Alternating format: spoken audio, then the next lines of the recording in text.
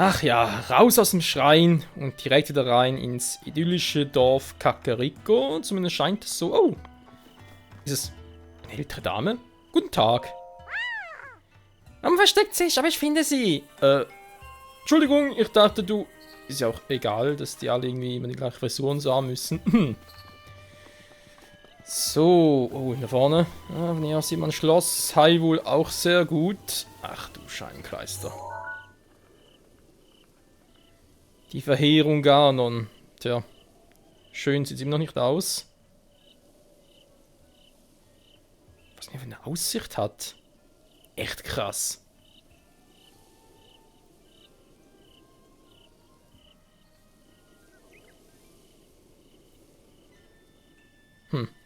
Ja.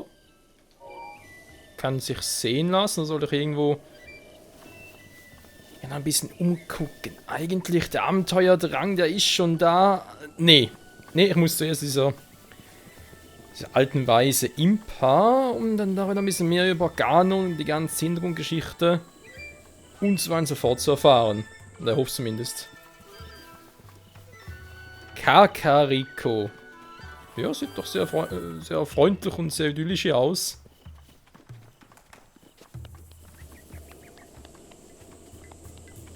Aber ob hier echt nur Shikas leben? Verzeihung, hier brennt's. Hier ist, hallo, ist niemand da? Hier brennt's. Ich meine, das ist eine offene Feuerstelle hier, irgendwie abgeschottet und so, wenn hier irgendwie übers Gras übergeht und fackelt das ganze Dorf ab. Ist hier allen scheißegal.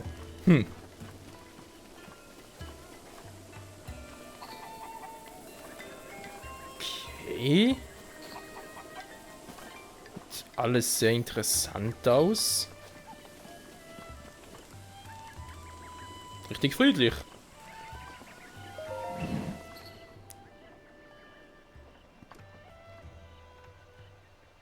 Und irgendwie auch ziemlich klein alles. Da. Hier war schon mal nichts Besonderes. Ah, die kleinen Kinder. Schneller, schneller! Dann schaue ich mich doch mal hier. Kürbis gefällig? Was? Nabiskürbisse direkt vom Erzeuger. Verkauf sie bis 17 Uhr. Ein Kürbis? Wieso eigentlich nicht? Oh, in unserem Dorf gibt es nicht viele junge Kerle wie dich. Du bist doch nicht etwa einer von den Giga, oder? Was für Dinge? Giga, Viga? Das ist nur ein Scherz. Du hast uns zu ernst aus der Wäsche zu schauen. Diejenigen, die der Verheerung Ganon treu geschworen haben, nennen sich Giga. Sie greifen alle an, die sich Ganon entgegenstellen. Seit dem großen Erdbeben letztens sind sie sehr aktiv. Keine Angst, ich halte dich nicht für einen Giga. So gut kann ich Leute gerade noch einschätzen. Nimm mir den kleinen Scherz nicht übel. Vielleicht kann ich es hiermit wieder gut machen, Was? Ein Rüstungskürbis? Das hier ist Kakariko-Spezialität, ein Rüstungskürbis. Ich habe mit Hingabe großgezogen. Probier mal. Wenn du mehr wissen willst, komm gerne von meinem Feld vorbei und frag mich, ja? Kein Problem. Also, es gibt auch böse Shika? Die nennt sich Jäger. Und wie erkenne ich die? Kannst du mir bitte mal das irgendwie erklären? Hat er geschmeckt, Mann? Dann kann ich probieren, ich habe eine Frage. Ja, Rüstungskürbisse geben den Körper Saft und Kraft. Meine Frau kocht am Mittag etwas damit. Kochen?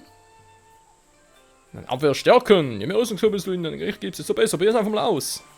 Das wäre eigentlich ziemlich geil. Ich dachte, hier wäre ein... Verkauf sie mir sie... Sag mal, bin ich jetzt dumm? Nee. Es ist 20 vor 10. Hä? Die Zeit stimmt doch.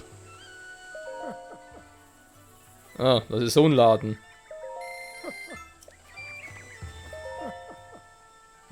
Kostet immer 20 Rubine, hey, ist das klar, Mann? Ja, ich bin ja schon dabei. Ja. Gut, das Schild hat irgendwie recht. Noch direkter vom Erzeuger geht dir wohl kaum. Na, kann mir egal sein. Aber jetzt 5 Stück, nee, Moment mal. Doch, 5. Nee, 3, 4. 4 habe ich. So, und wären es jetzt mal 6. Zum Kochen gar nicht mal so eine dumme Idee.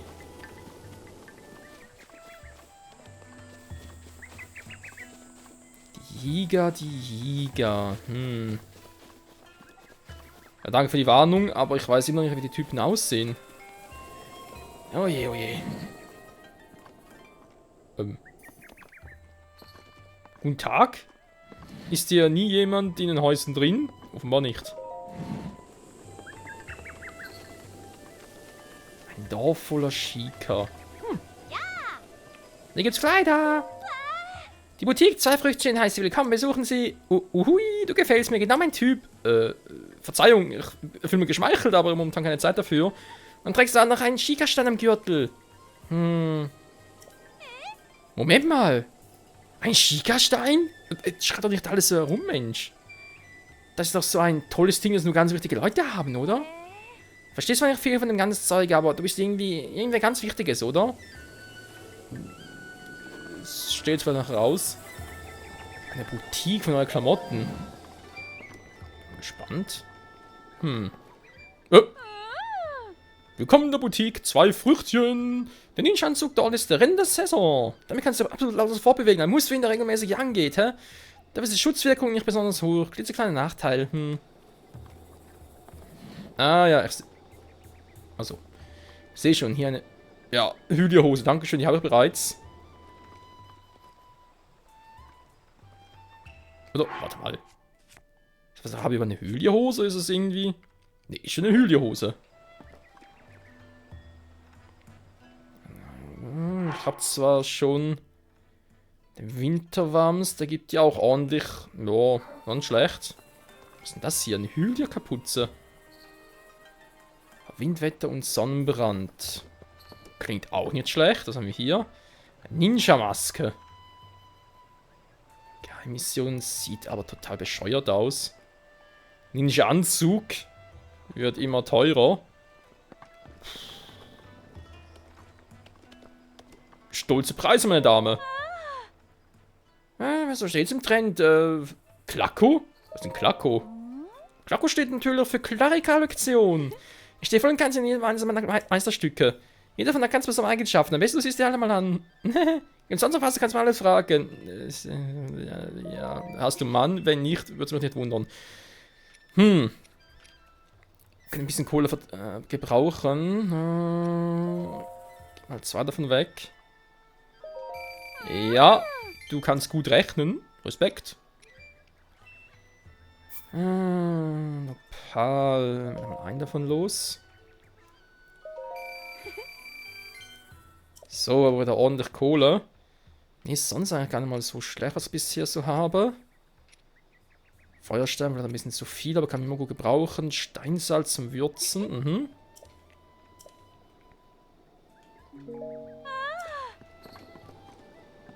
So ein Hylia-Anzug, ein Hylia-Gewand. 20 ist zwar schon relativ viel. Na, gib mal. Ein Hylia-Gewand. Wäre besonders gut. Eine Hylia-Kapuze. Viel Glück, Mann. Dankeschön. Die Hylia-Kapuze ist sicher besser als dieses dämliche Kletterkopftuch.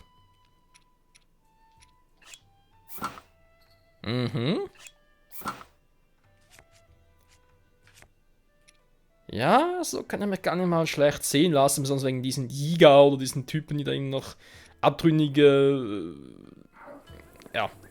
Shika. Wenn man so ein bisschen besser verstecken kann, kann sich nicht schaden.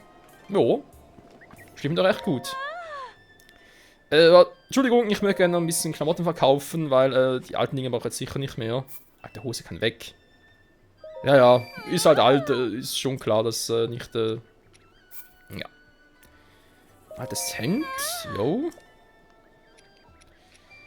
Kletterkopftuch bringt allerdings viel mehr Klettertempo. Das ist schon, kann man so gebrauchen. Dieses seltsame rote Hemd. Ja, nee, das ist irgendwie... Ich habe das Gefühl, das könnte ein Unikat sein. Behalte ich mal lieber. Nur 15. Frechheit. Winterwams für kalte Regionen. Nee, du behalte auch mal. Ja, dankeschön. Nee, ist alles cool. Tschüssi. Ja, findet sich relativ cool aus. Achso. Verdammt, wohin? Ach, ja auch schon? Gekricki! Ne, offenbar noch nicht. Ja, du auch? Nee. Schleichmodus. Schleichmodus. Chica-Style. Der geht auch nicht. Ich bin so groß.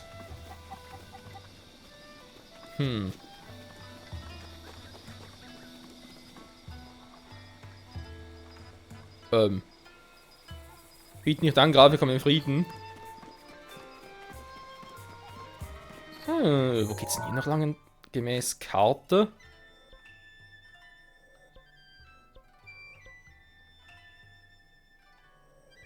Ach so. Wir gehen zurück zum Schrein wieder. Ach ne, hier unten durch.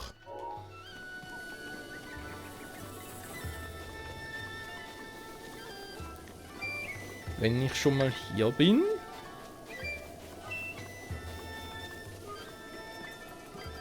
Na, gibt's irgendwas Sehenswertes? Ein riesiger Baum.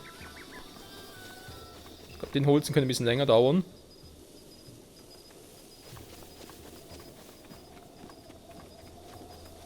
Was sind das für Felsen hier?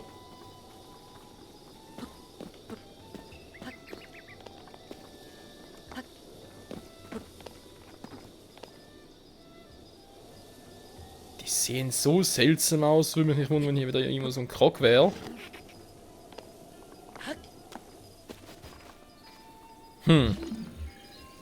Nee, aber so keine Chance.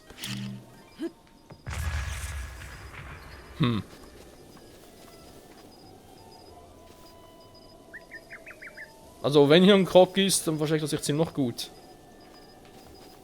Oh, cool, uns ein Tempel. Ah, es ist das erste Gebiet. Ah, genau, was ist das überhaupt für ein Gebiet? Da geht's da entlang. Naja, wenn ich mal hier bin. Das gibt's nicht. So, mit der tollen Kamera, da vorne ist bereits der nächste. Ich markiere trotzdem mal.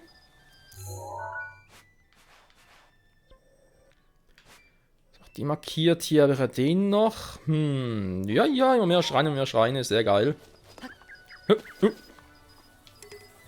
Ein Eisenhammer. Oh, kein Platz mehr schon wieder. Und das, obwohl man doch dieser Maronus Escadal da erweitert hat. Ich habe natürlich auch viele Soldatenschwerter.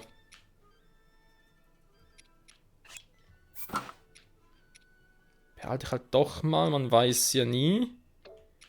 Bumerang. Brauche ich jemals einen Bumerang? Schwierig, schwierig.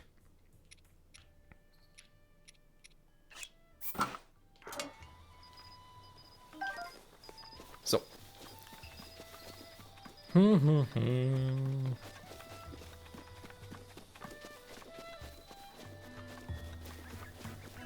Echt richtig schön friedlich hier. Hier könnte es mir auch gefallen.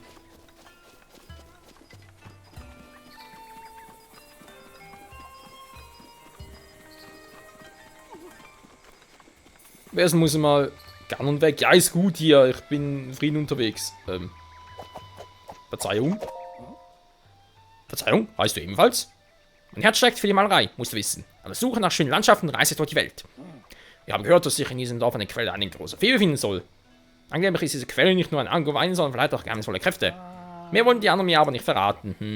Also immer mehr einem Fremden. Aber das schreckt mich nicht ab. Wenn ich das rausfinden, lasse ich es dich wissen. Hä? Eine große Fee? Was soll denn das sein? Oh, vielleicht hier, das sieht schon so merkwürdig aus.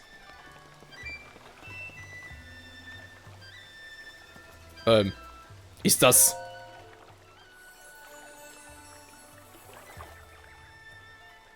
Das ist eine Stadt der Göttin, wieso trägt die so einen seltsamen Latz? Du hast Herausforderungen bestanden und seine Währung erhalten. Für 14 Währung kann ich die neue Kraft gewähren. Was ist dein Begehr? Ich möchte gerne mehr Energie haben. Ja. So sei es. Danke.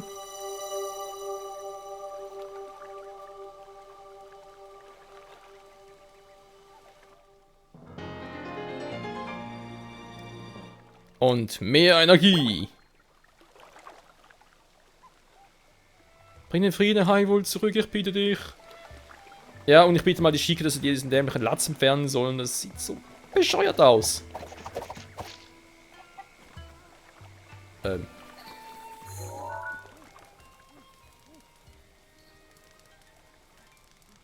Ernsthaft?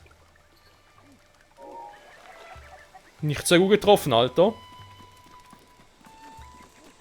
Was ist denn hier alles noch? Ah, schönen guten Tag. Was ist?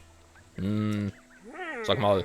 Kommt mir irgendwie so bekannt vor. Nö, ich bin nicht aus dem Dorf, ich bin von weit weg. Ich erinnere mich. Du bist also der Ritter, der so vor langer Zeit der großen Verehrung in den Weg gestellt. Verzeihung, wie alt sind Sie bitte?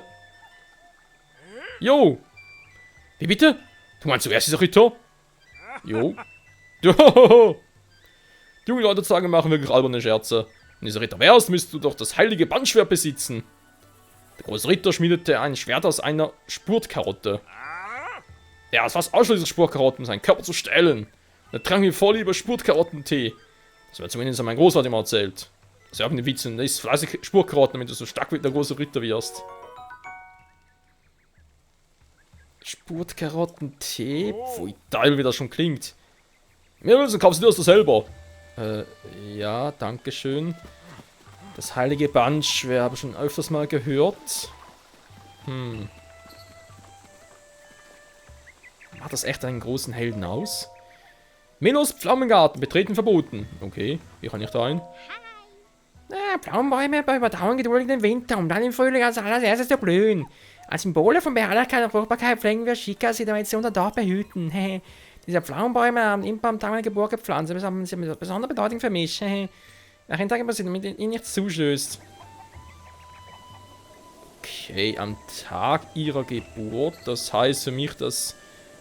Also, das kann mal schreien. Da war ich ja schon. Ich dachte gerade echt, das... Junge, ja, die ist ein Imper. Ist echt noch viel zu erkunden. Bevor ich echt noch alles die ganze Zeit vertrödle. Nee, komm, ich geh jetzt erstmal schnurstracks zu Impa. Oder versuchst zumindest mal, ich glaube nicht, dass die mich da so durchlassen.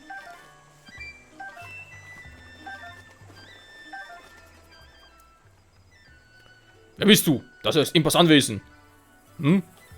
Das ist doch... Der Schickerstein? Bist du etwa... ja. Ich bin der ich bin. Bitte verzeiht unsere Unhöflichkeit. Imp hat uns informiert. Bitte tretet ein. Woher weiß die, dass ich komme? Also, Herr König Ruam. Die alte Petze.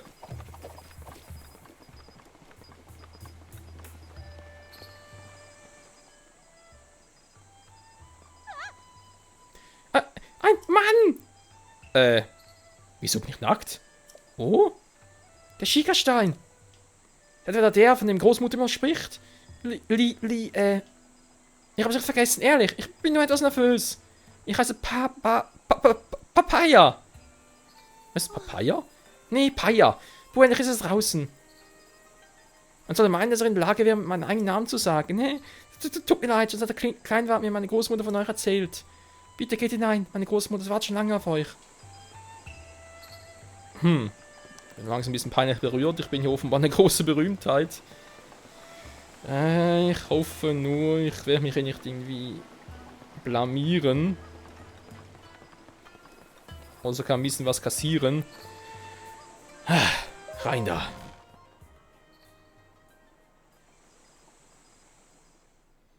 Du bist also endlich erwacht, Link. Es ist lange her, sehr lang. Ein paar Jährchen mehr hab ich wohl auf dem Buckel. Ich hoffe, du erkennst mich noch.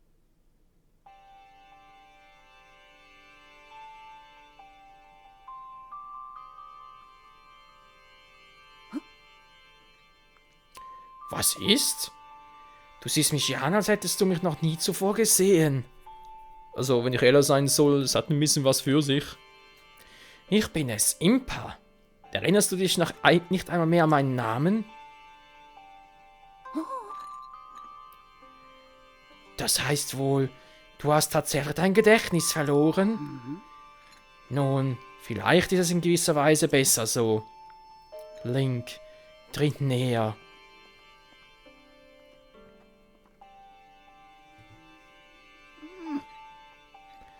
Vor 100 Jahren...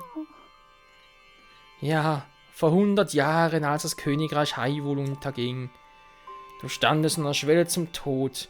Zeldas letzte Hoffnung war, dich in einen heiligen Schlaf versetzen zu lassen. Sie selbst machte sich auf. Ganz allein stellte sie sich Ganon entgegen. Prinzessin Zelda hinterließ nur eine Nachricht für dich.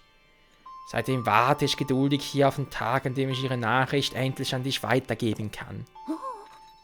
Jedoch, wenn ich die letzte Worte der Prinzessin an dich weitergeben soll, dann muss dir eines klar sein. Du musst bereit sein, dafür zu sterben. Doch diese Verantwortung kann ich schlecht jemandem aufbürden, der sein Gedächtnis verloren hat. Wenn du entschlossen bist, die Worte der Prinzessin zu hören, komm noch einmal zu mir.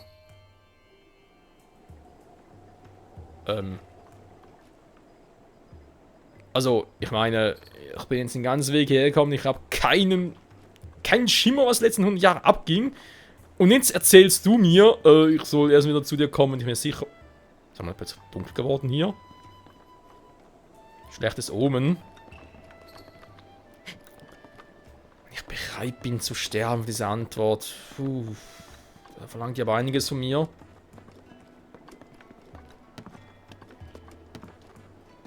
Irgendwie hat sie recht, ich kann mich an nichts mehr erinnern. Ich kenne sie nicht einmal.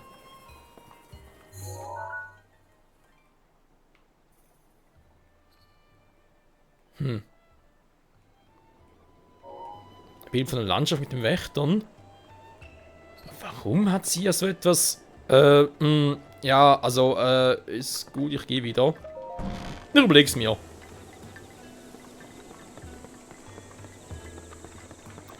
Ich bereit dafür bin zu sterben.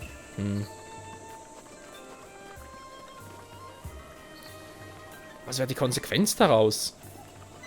Abzuwarten, bis Ganon irgendwann doch freibricht und uns alle vernichtet? Also keine Ahnung mehr von nichts, aber... Ja, Mist.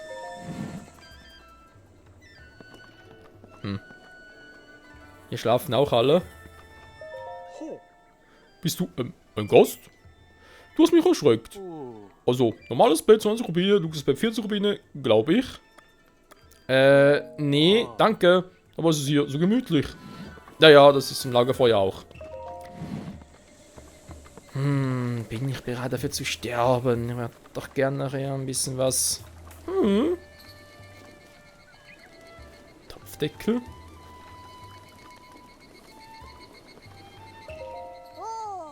Hunger, Hunger! Ja, dann isst doch was. Ist noch ein paar Fische da drin, okay. Schönen guten Tag. Heute gibt's Spurgemüsecremesuppe. Sie ist sehr nahrhaft und macht flink. Zumindest heißt es das. Einfach Spurkarotte, Steinsalz und frische Milch in einem Topf, etwas kochen lassen und fertig. Oh nein! Keine Spurkarotte mehr da. Ich habe doch heute Gemüse versprochen. Ich hol dir welche, ist das gut? Ja, danke dir. Ich brauche auch nur einen Spurkarotte. Ich warte hier auf dich. Dann gehe ich nach Hause. Halt mal. Was ist denn das?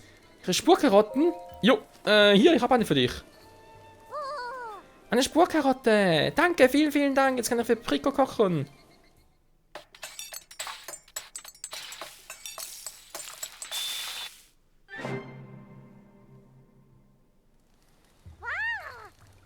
Ich muss sagen, das ist mir wirklich gut gelungen. Hier bitte, dein Anteil.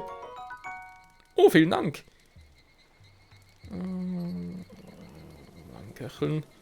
Spurt Gemüsecremesuppe. Angeblich 3 Minuten 20 macht es noch schneller. Cool. Ich werde weiterkommen, bis ich eine gute Köchin mit Mutter bin. Hehe. Jo, mach das. Jetzt haben wir noch keine Spurkarotten mehr. Heiße Milch brauche ich dafür auch noch. Was zum... Zutatenladen satt und glücklich. Achso. Gehe hier bereits neue Zutaten. Ich hoffe, sie sind nicht allzu teuer. Citra. Hustin. Spurkarotte. Ei. 12 geht eigentlich noch. Bisschen Ziegenbutter. Bocklinherz. Wofür kann ich das wohl gebrauchen? Sogar noch ein paar davon. Bisschen Ziegenbutter ist ja relativ günstig.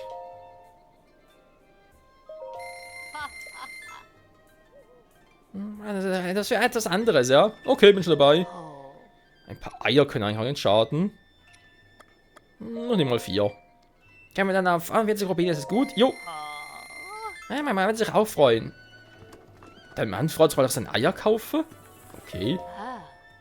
Spurkarotten, wie viele hättest du gerne? Machen wir hier auch 4. So. Haben wir kaum mehr Geld. Ja, das kriege ich sowieso relativ schnell wieder rein. Oh, willkommen. Also wirklich. Wir machen dann nur Augen für mich. Alles darum vergisst du dann gerne mal. Wer hat denn gar nicht, sondern kaufen. Einfach nach herzlos an, dann kann ich das für dich tun. Was empfehlen Sie? Empfehlenswert. Spurkarottenraten. Ja, das sind Spezialitäten von Cargarito.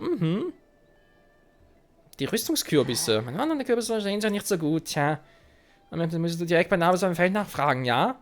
Jo, das habe ich schon gemacht, aber danke für den Tipp. Einen Topf geben, ganz gerne einen Topf verwenden, draußen an der Tür steht. Ah, okay, vielen Dank dafür. Nö, ist gut, danke. Und Sie sind? Citra.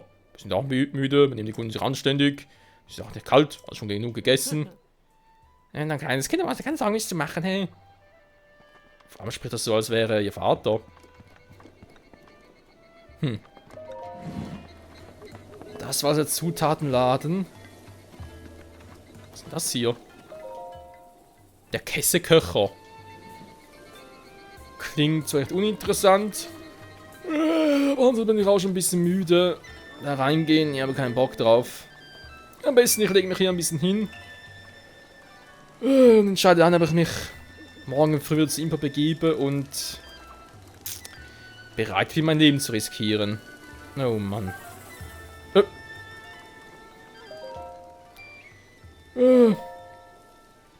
Schlafe mal eine Runde.